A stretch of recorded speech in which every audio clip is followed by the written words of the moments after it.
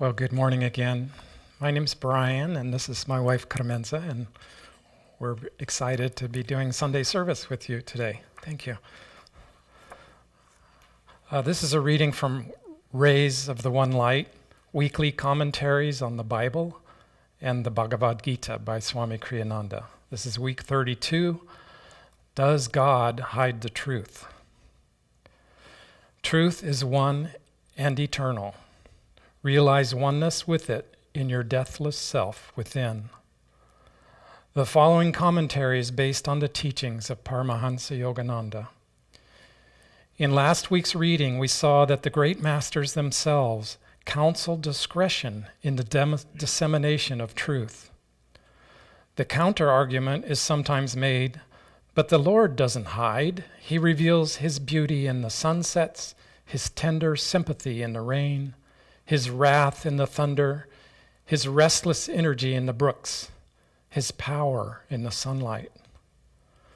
There are exoteric truths, and there are also esoteric truths. There is that which is revealed impersonally and left up to us to interpret, such as the thunder and our perception of it as divine wrath, the rain and our perception of it as God's sympathy.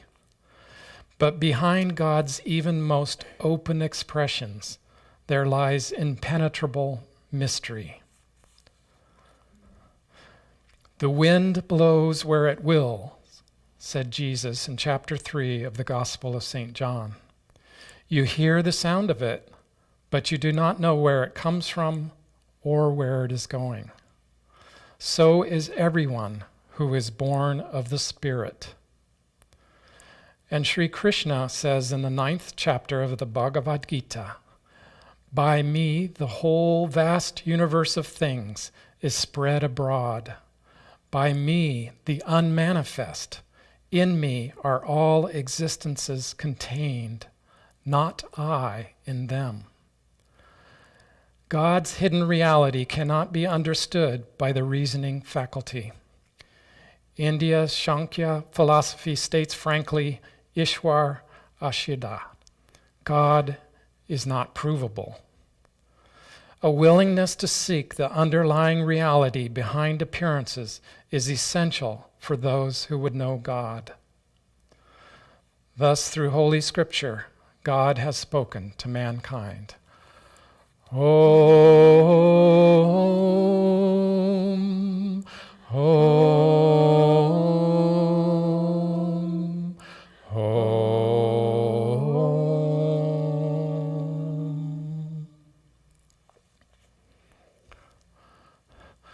So, does God hide the truth? It's a great question and one that hopefully we can explore a little bit together. You know, a couple of weeks ago, Carmenza and I were driving to Santa Rosa, and we were driving on a one-lane highway, kind of a rural area in Sonoma County. And I saw this huge metal sign. It must have been made out of steel. It was kind of rust-colored. It was probably almost as wide as this dais that I'm standing on, and probably 8 feet high and elevated up. And it had the letters cut out to the word truth. And I think it was in front of a church. We were kind of zipping by. She was going 55. But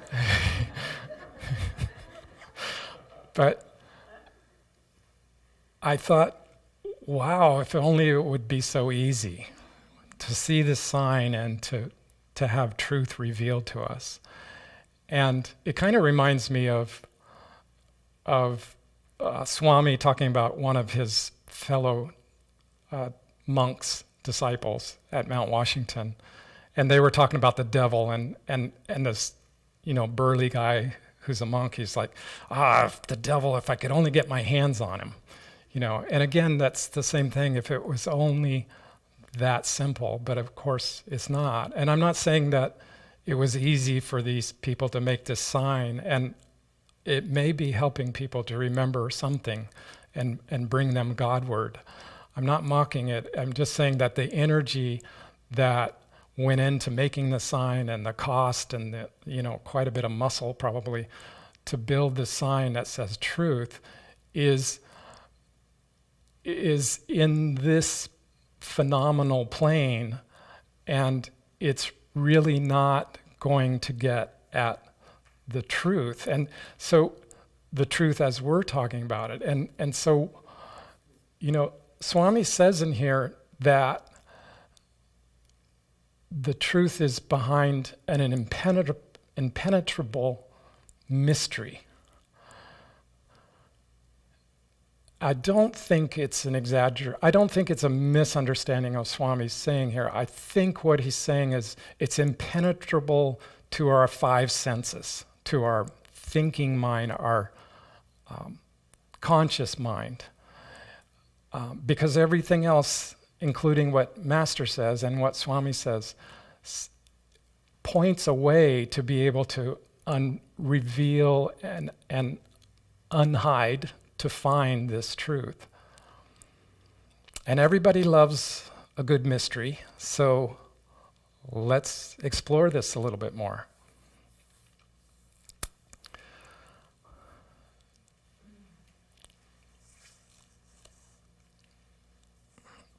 For one thing, it's a teaching that the truth, is a teaching from Yogananda, that the truth is the ground substance of spirit. Spirit is unmanifest. This is what Krishna says. This is what Christ says. It's not manifested in this physical world in any way. And so in the physical world, we're used to thinking about elements, water, earth, air, fire, that everything's made up of these elements in more refined ways. Our bodies are mostly water, our cells.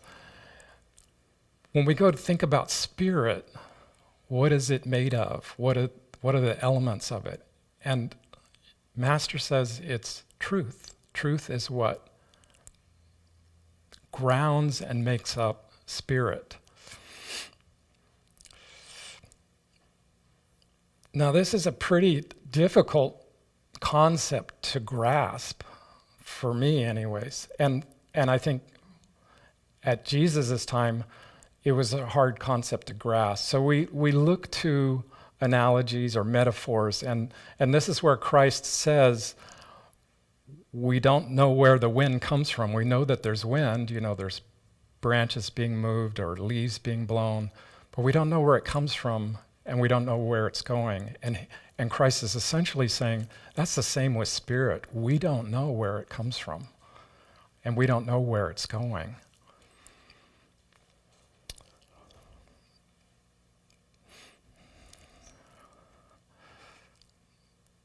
The teaching that where Christ talks about this, he's talking to Nicodemus. Nicodemus is a rabbi. He's a very high-ranking, if not the highest-ranking rabbi in Jerusalem at this time. And he's a Pharisee. He's from that sect of the Jews who were dominating the religious and political practices of the time. And Nicodemus knows, he has some sense that Christ is a high person of God because he's seen some of the miracles. He's seen it for himself. So Nicodemus is too embarrassed to actually come. He comes to Christ in the middle of the night, and he says, what is this about? And he hears this description in this passage about, spirit. We don't know where spirit comes from, just as we don't know where the wind comes from.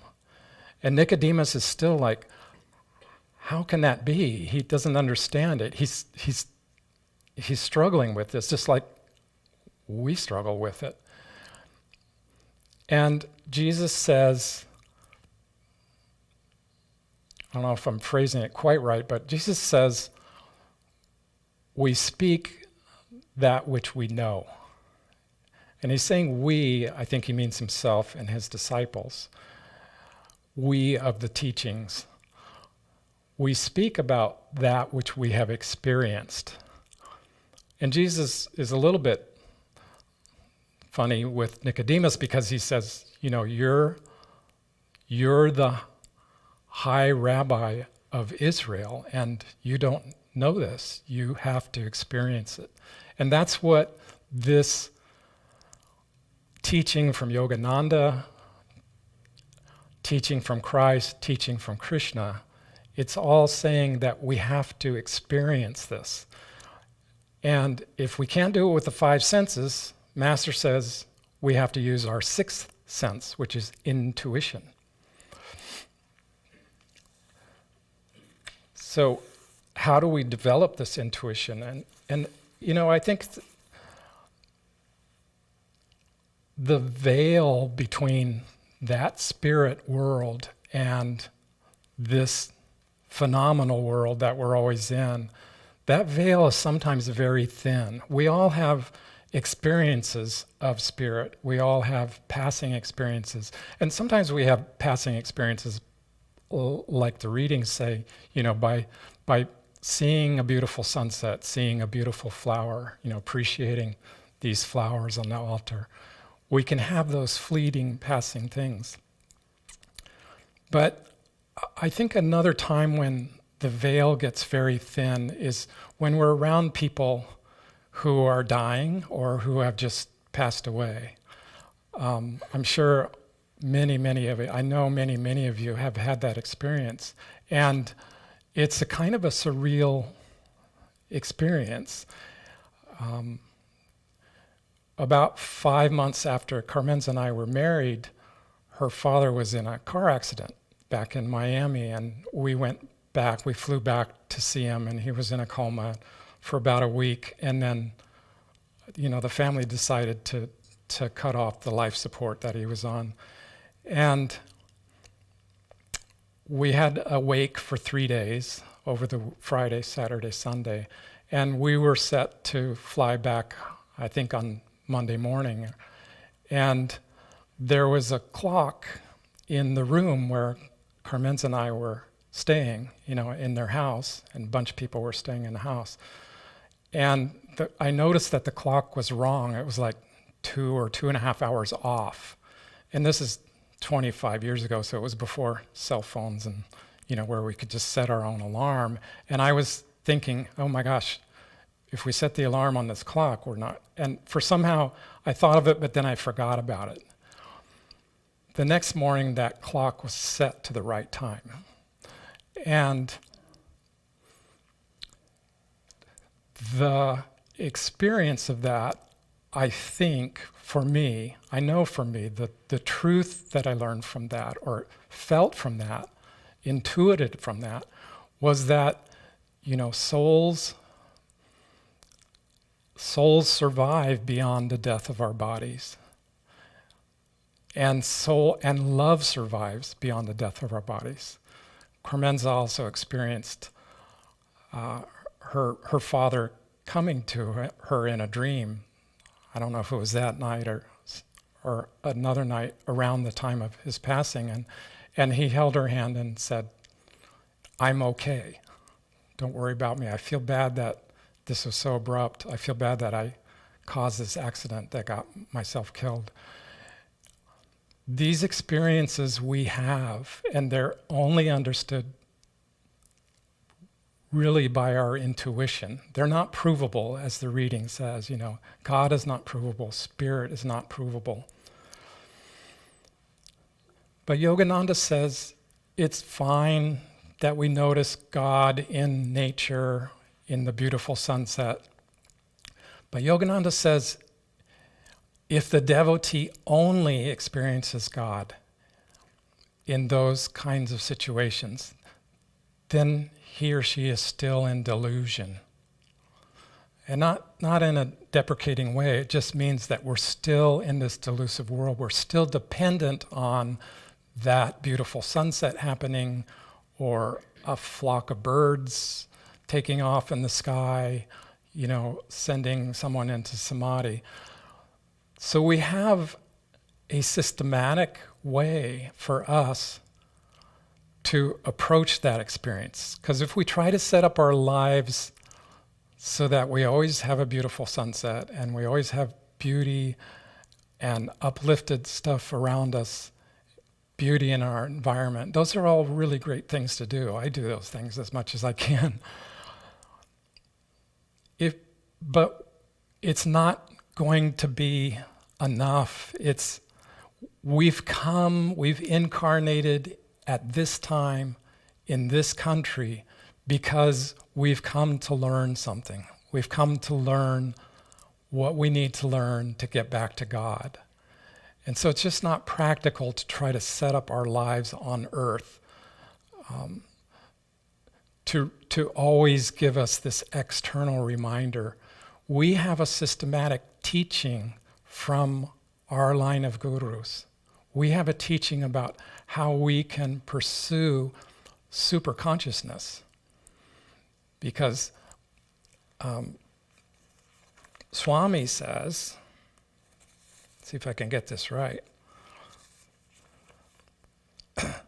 that spirit, truth, spirit, God, spiritual super consciousness can only come to us in the deep stillness of meditation.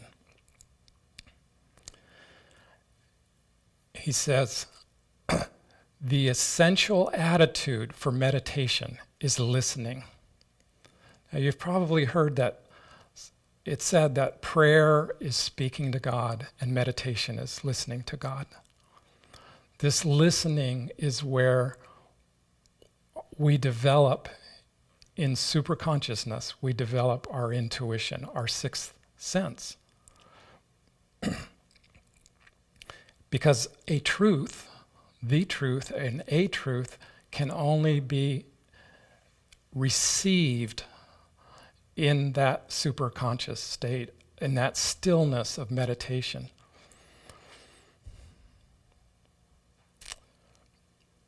Now, if you are here in the church or you're online, you probably already have put your stake in the ground and figured out to some extent that the reason that you're here in this body, in this life, is to learn to come to God.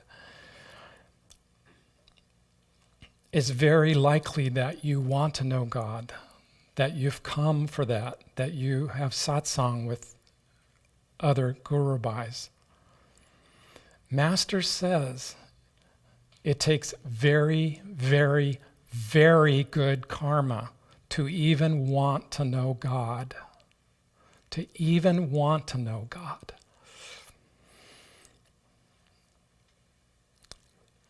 And as discouraged as I've felt many, many times, probably more times than not, about my meditation practices, it doesn't matter, in a sense.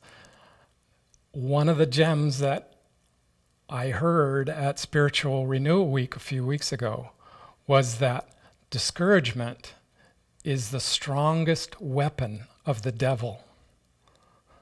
Think about that. Discouragement comes into us, and that is nothing but the devil. It's nothing but a downward moving energy, a dark energy. We have every right to reclaim our successes, and really to not pay attention if we start to feel discouraged about our meditation practice, because eventually we will get there. God will wait for us. Eventually we will get there. I want to close with a quote from Kamala Silva. Kamala was a direct disciple of Yogananda's. She came to him, heard him speak in Los Angeles in 1926 when she was 19 years old, 1925. And she was his direct disciple for 27 years until he passed away. And she was a minister. She was given the spiritual name Kamala, and she was a householder minister, like many of us. One of the few at Self-Realization Fellowship. And she was a very popular minister. And she wrote a book called The Flawless Mirror, just so that we, her fellow gurubhais, could experience, she could relay some of the experience of being around Master. This is Kamala speaking. She says, "In my worship, God was always spirit, to be realized in omnipresence and light. To be in this light, to feel omnipresence and spirit, these were my longings. God as spirit was the God I loved and adored.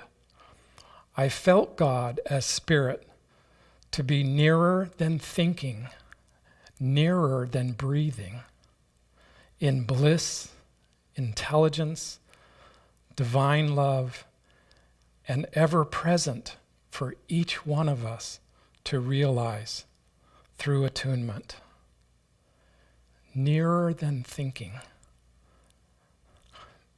May we all experience deeper and deeper that which is hidden, that which is closer than we can even imagine it actually is. Shanti, Shanti.